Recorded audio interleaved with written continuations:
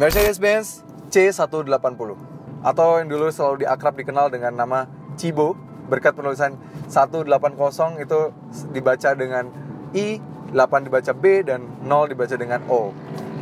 Yes, Cibo. Dulu sangat famous, dimulai dari generasi C kelas W202, 203, 204, selalu ada Cibo. Walaupun memang sejak W204 nama Cibo sudah tidak terlalu tenar lagi, tapi di W202 dan 203 nama Cibo selalu menjadi varian yang paling favorite, selalu varian yang selalu dicari oleh pecinta C-Class. Namun sayang memang di awal W205 varian Cibo tidak pernah masuk, tidak pernah ada lagi dan dihapuskan, dan perannya sebagai entry level C-Class digantikan oleh C200, dan bahkan peran sedan termurahnya Mercy sudah digantikan oleh A200. Namun, sepertinya Mercedes-Benz menganalisa pentingnya kedatangan Cibo karena namanya yang cukup melegenda dan juga tidak terlalu masuknya A200 terhadap konsumen di Indonesia. Itu dia mengapa C180 akhirnya dibangkitkan kembali. So ini dia Mercedes-Benz C180.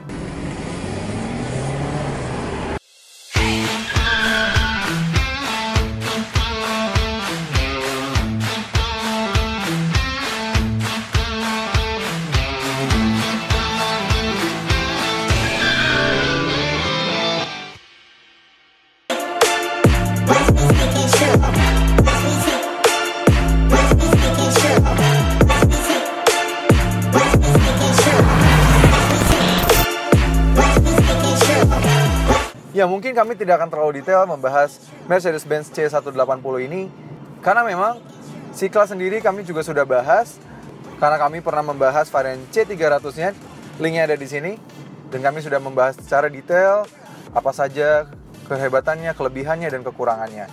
So, kami akan membahas C180 ini, apa saja perbedaannya dan juga kelebihan dan kekurangan dari C180 yang tidak dimiliki rival-rivalnya dan juga kakaknya. Ya, seperti biasa kita akan bahas dulu mulai dari eksterior depan dan dimulai dari kelebihannya. Oke, langsung aja kita bahas kelebihan dari bahasa desain depan dari Mercedes-Benz C180 ini. Jujur, secara desain gue sangat suka dengan C180 ini. Tidak terasa seperti yang varian entry levelnya dan punya desain yang jauh lebih baik dibandingkan sedan termurah sebelum C180 ini, yaitu si A200. Dia punya desain yang jauh lebih baik ya, sudah menggunakan desain avant-garde yang terbaru, di mana dia juga memiliki desain yang persis sekali dengan C200-nya, yang kakaknya, yang jauh lebih mahal. Dan di sini dia menggunakan lampu yang sama dengan kakaknya. Dan memiliki desain yang cukup baik, yang diberi nama High Performance LED. Dan secara desain overall, gue sangat suka ya, dengan penggunaan dua bilah chrome-nya ini, yang tidak terlalu banyak sebenarnya chrome-nya. Hanya varian bagian silver di bagian sini, dan juga di bagian sini. Jadi, overall design gue sangat baik dan sangat suka. Dan walaupun dia varian avant-garde, kalau yang dulu varian avant-garde yang zaman dulu yang pertama kali W205 keluar sebelum facelift, dia tidak diberikan sama sekali ada aksen silver di bawah sini. Jadi terlihat sepi dan terlihat terasa murahan. Kalau di sini dia terlihat terasa lebih premium berkat ada penggunaan chrome di bawah sini. Jadi overall kalau desain gue cukup suka dengan C180 ini, tidak terlalu terasa murah. Berikutnya, beberapa kekurangan pada bagian eksterior di depan, yaitu lampunya sendiri.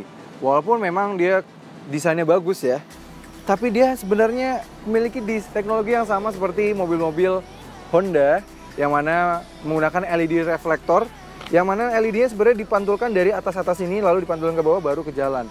Secara performance sebenarnya dia tidak terlalu bagus dibandingkan LED projector atau multi beam LED sendiri yang dimiliki oleh si Mercedes-Benz di C300.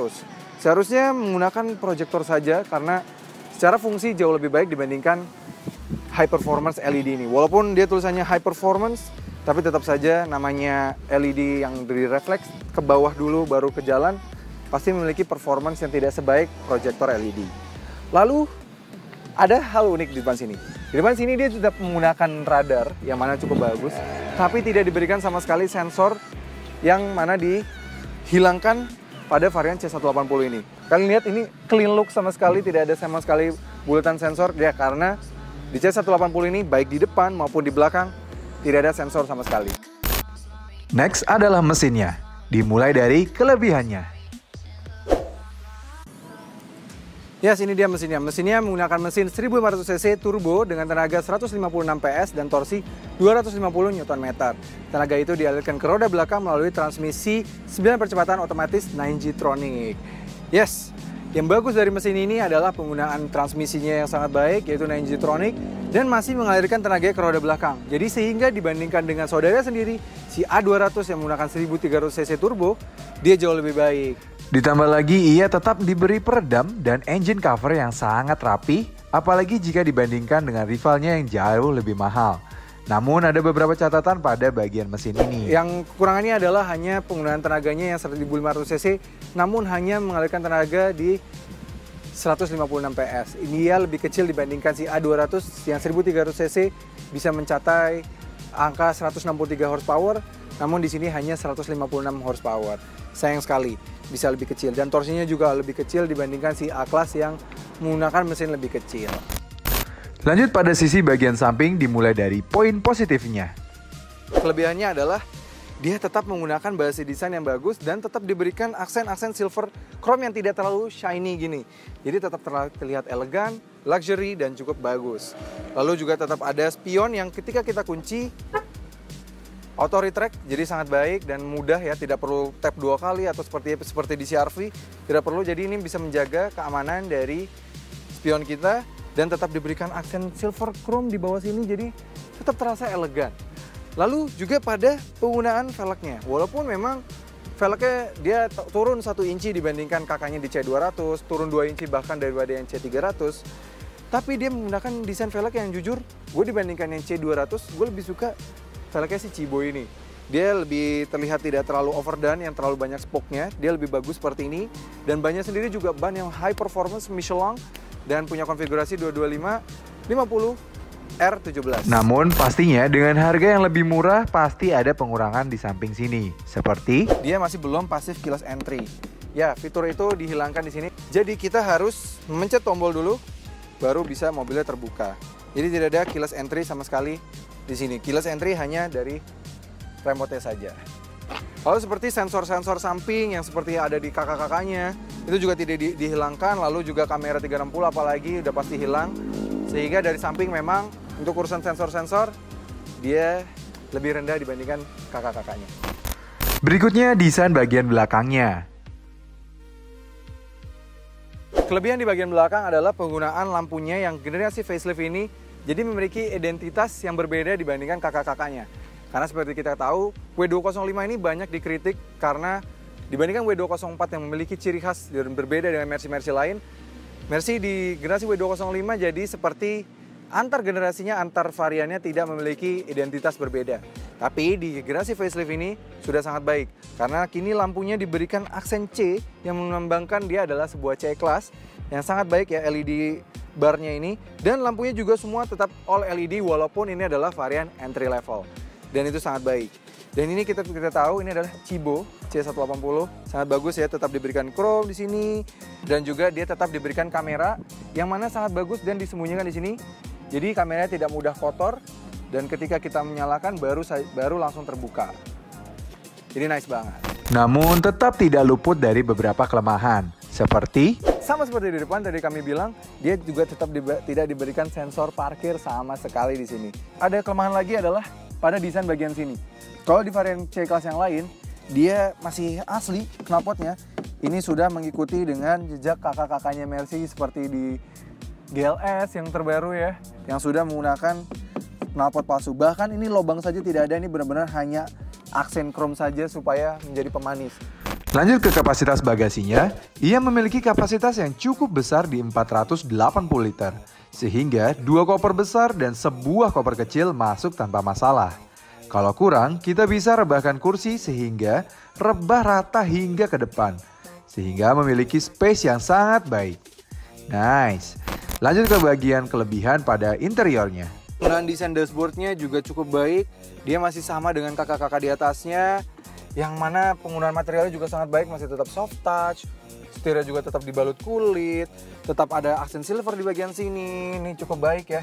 Dan juga tetap soft touch di bagian door trimnya. Bagian ini juga tetap diberikan kulit.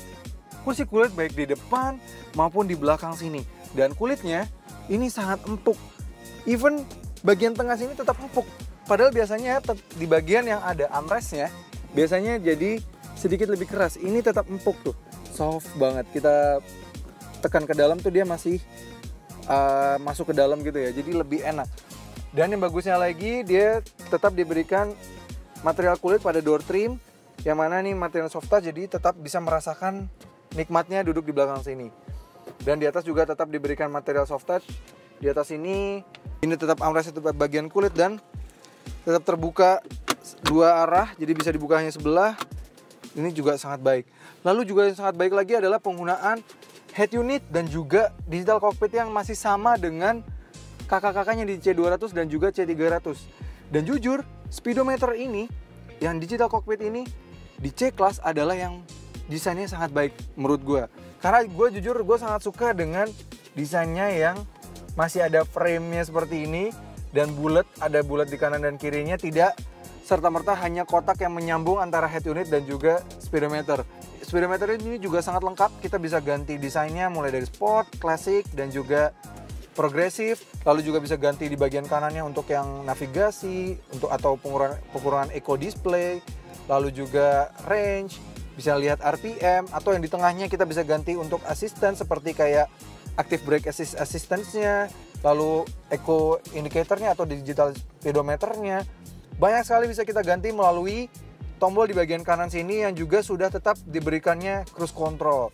Dan di bagian kiri, dengan trackpad yang bagian kiri kita bisa mengatur bagian head unit bagian sini yang cukup baik, tetap lengkap. Kita bisa mengatur pengaturan mobil, mulai dari pengaturan dynamic select-nya, assistance-nya, kita mau mengatur traction control, semuanya ada di sini.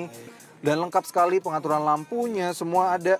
Dan head unit ini juga sudah support Apple CarPlay dan Android Auto. Jadi secara fitur mobil ini sangat lengkap. Dan ya jujur, ini mobil yang padahal entry level, biasanya dikurang-kurangin, ini tetap mendapatkan fitur yang cukup lumayan untuk sebuah varian entry level. Dan di belakang sini dia yang juga lebih bagus dibandingkan A200 adalah tetap diberikannya armrest, yang mana armrestnya juga tetap ada 2 cup holder. Di A200 sedan yang lebih mahal daripada ini, dia belum diberikan armrest sama sekali. Jadi ini tetap terasa mewah dan gue bisa merasa nikmatnya duduk seperti ini. Dan desain di bagian tengah sini dia tetap menggunakan desain yang sama, walaupun memang penggunaan materialnya berbeda. Tapi itu bukanlah big deal, karena dia tetap diberikan piano black yang mana tetap terasa mewah hingga ke bagian sini dan tetap terasa menyatu dengan konsol untuk pengaturan head unitnya. Jadi tetap sangat bagus. Lalu juga penggunaan pedal shift di bagian sini. Dan dengan tuas transmisi ciri khas Mercy. Ditambah lagi tombol start stop yang berdenyut dan amenities seperti lampu-lampu LED berwarna kuning nan mewah dan tidak menyilaukan, tempat kacamata, sun visor kanan kiri lengkap dengan kaca dan lampu. Untuk legroom, dia tetap cukup baik, walaupun ini adalah posisi mengemudi gue, walaupun memang mobil ini jika dibandingkan dengan rival-rivalnya dia paling pendek, tapi untuk gue yang punya postur tinggi 175 cm ini masih tetap oke. Gue masih bisa mendapatkan legroom yang cukup baik. Walaupun untuk headroom, memang ini gue sih masih bagus, tapi kalau untuk orang yang lebih tinggi dari gue, ini akan segera mentok ini. Mungkin yang lebih tinggi dari sekitar 180 cm, dia akan mentok di belakang sini. Bagusnya tetap diberikan 3 headrest di belakang sini. Itu semua tetap terasa membuat mobil ini, kami lupa bahwa ini adalah varian Mercy yang paling murah di Indonesia. Namun ia tetap memiliki kelemahan di interiornya. Penggunaan setirnya memang tidak diberikan aksen silver sama sekali, jadi hitam aja. Dan juga pengaturannya masih sangat manual. Walaupun memang banyak mobil Eropa yang lawan-lawannya dari rivalnya sesama Jerman juga masih tetap manual. Tapi biasanya Mercy sudah memberikan yang elektrik, jadi sudah bisa ada fungsi easy access seperti di C300 yang kami review beberapa waktu lalu. Lalu pengaturan pada kursinya ini cukup unik. Jadi sebenarnya untuk sandaran dan juga height adjusternya dia sudah elektrik, namun untuk maju mundur entah kenapa dia masih manual. Kenapa tidak seperti Audi misalnya, yang memang Audi dan BMW yang memang pengaturan elektriknya ada di sebagian kanan sini, Tidak seperti Mercy pada normalnya memang di sini, karena di sini kalian bisa lihat ini dibikin polos aja gitu, diberikan piano black. Namun pengaturannya pindah ke sini, tapi pengaturannya hanya untuk height adjuster dan juga pengaturan kesandarannya saja. Tidak ada pengaturan untuk maju mundurnya. Pengajuan maju mundurnya masih manual. Sayang sekali kenapa harus manual. Tidak adanya kompartemen seperti 12 volt socket, ini hanya bolong saja tempat penaruh barang. Dan kami bingung untuk naruh apa ya, ini hanya sekecil ini. Dan dia di belakang sini juga tidak ada tempat untuk menaruh kantong di belakang kursi, tidak ada sama sekali. Baik kanan maupun kiri, biasanya tidak ada di sebelah kanan saja ini, tapi kanan dan kiri tidak ada.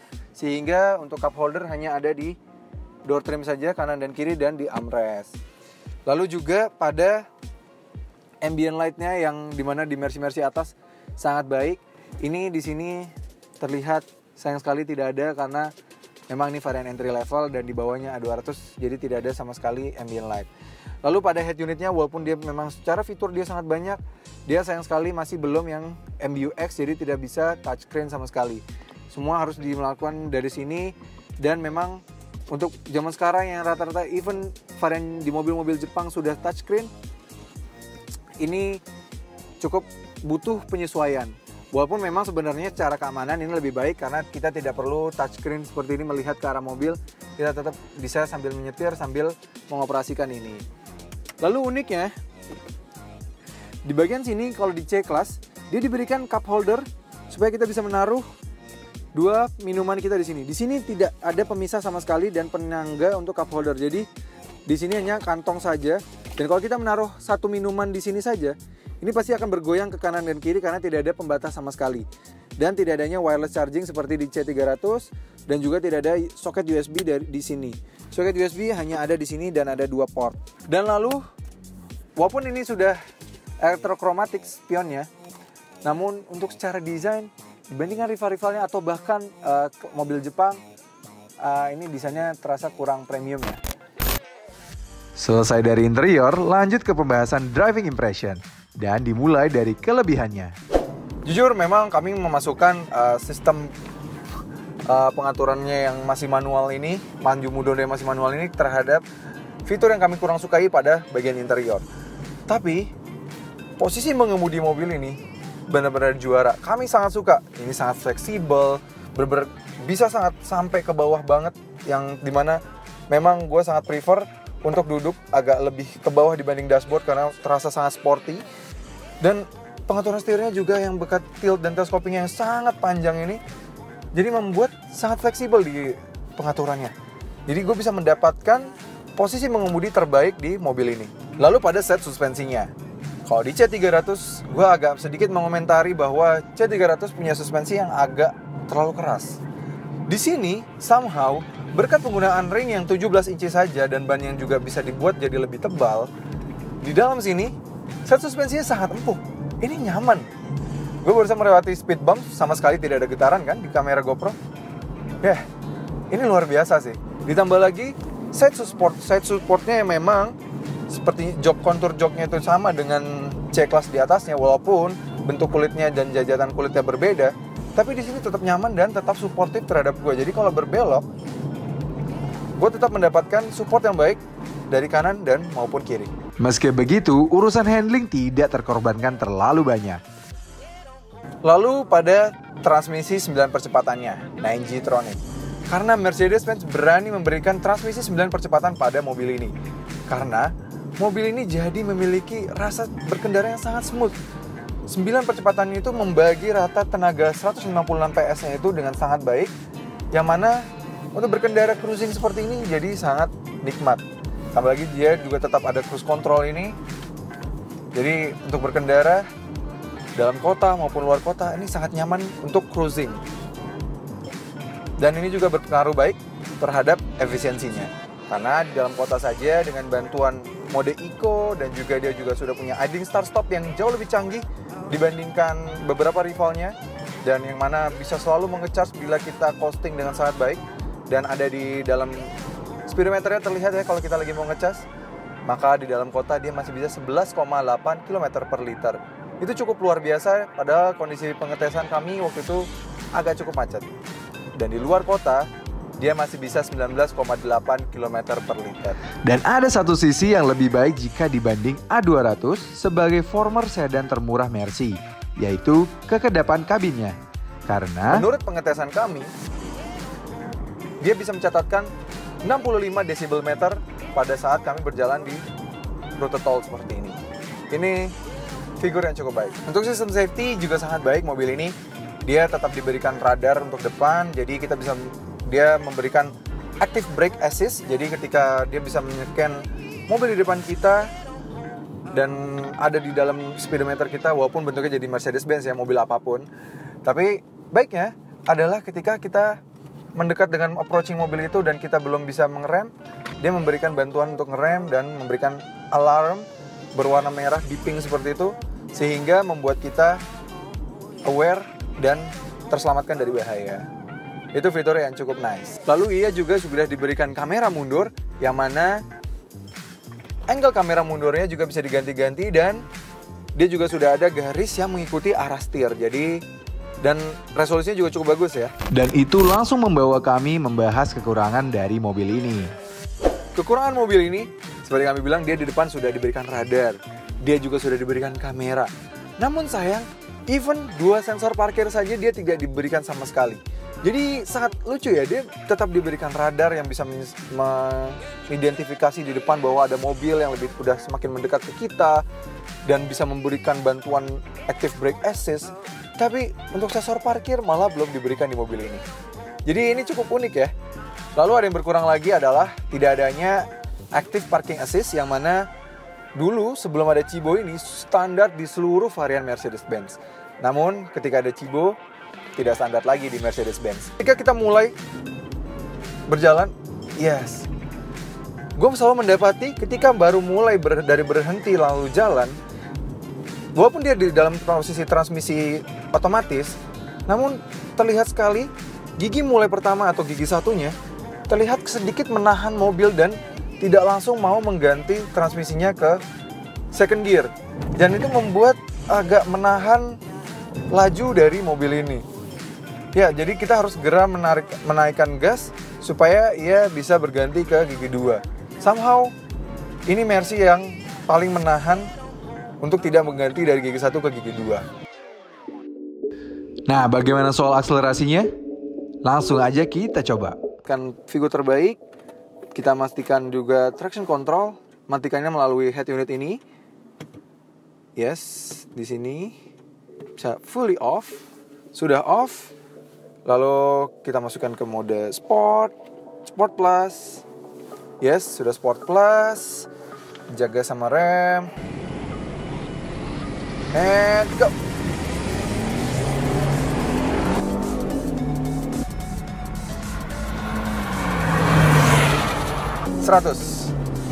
Ya,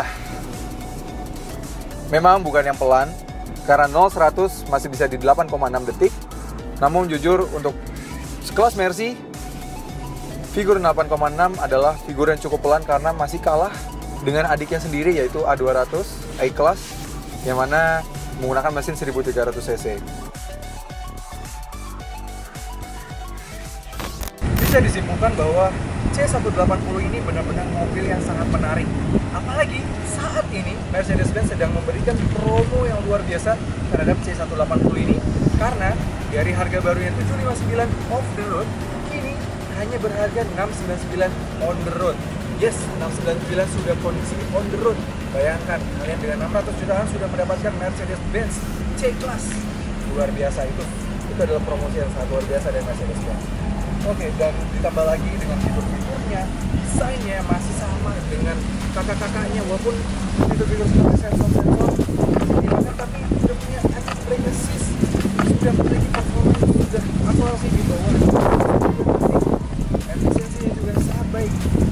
Ini adalah Mercy yang paling worth it untuk dibeli, karena dengan harga yang sangat terjangkau kalian sudah mendapatkan badge Mercy, premiumannya rasa Mercy, fiturnya Mercy, dan juga digital cockpitnya yang sangat canggih seperti Mercy di atasnya. Sehingga ini adalah pilihan terbaik yang bisa kalian beli saat ini. Gue Reza Rever, terima kasih sudah menonton.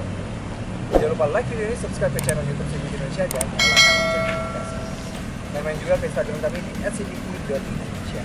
Sampai ketemu lagi di video berikutnya.